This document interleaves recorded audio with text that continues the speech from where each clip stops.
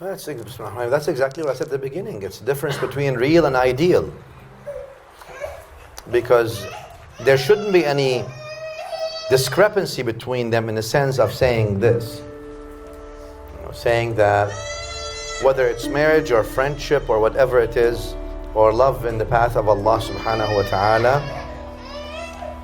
that love is real, meaning I expect the other person not to be perfect because I'm not perfect. And if you expect perfection, you're going to be sadly disappointed. Every single one of us has a set of bad habits. And the difference between us, we have different sets of bad habits. I mean, my sets could be this and his sets could be the other things. And then her sets is, everyone's got something.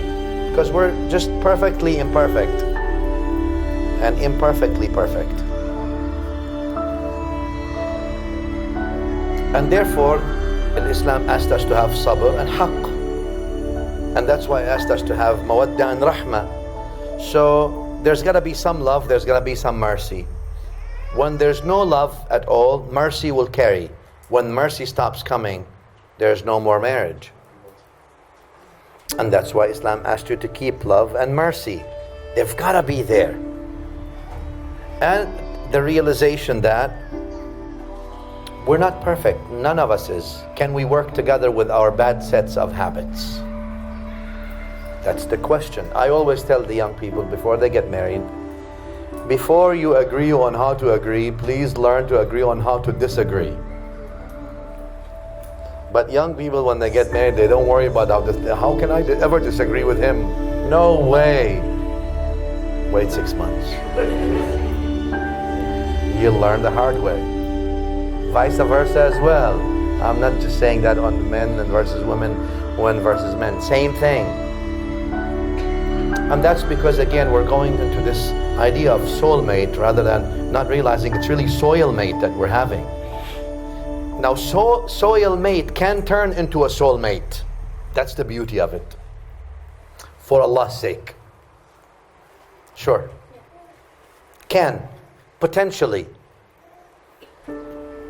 That's what you put into it, right? I always say marriage is what you put, any relationship, not just marriage. Friendship, the path of Allah Ta'ala, whatever, is what you put into it. Whatever you put into it, it's like a plant, right? You put into the plant, it's gonna give you. You stop putting, it's gonna die. It's just a matter of time.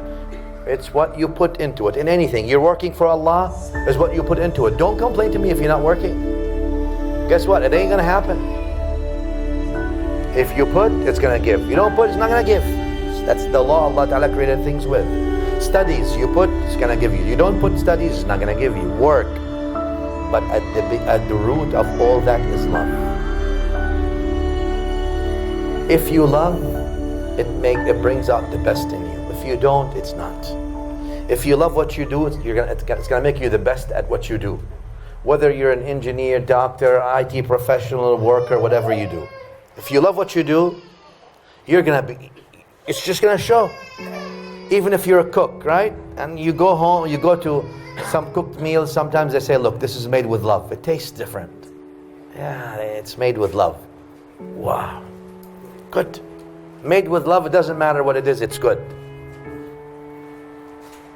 But if it's made as a job, it's whatever.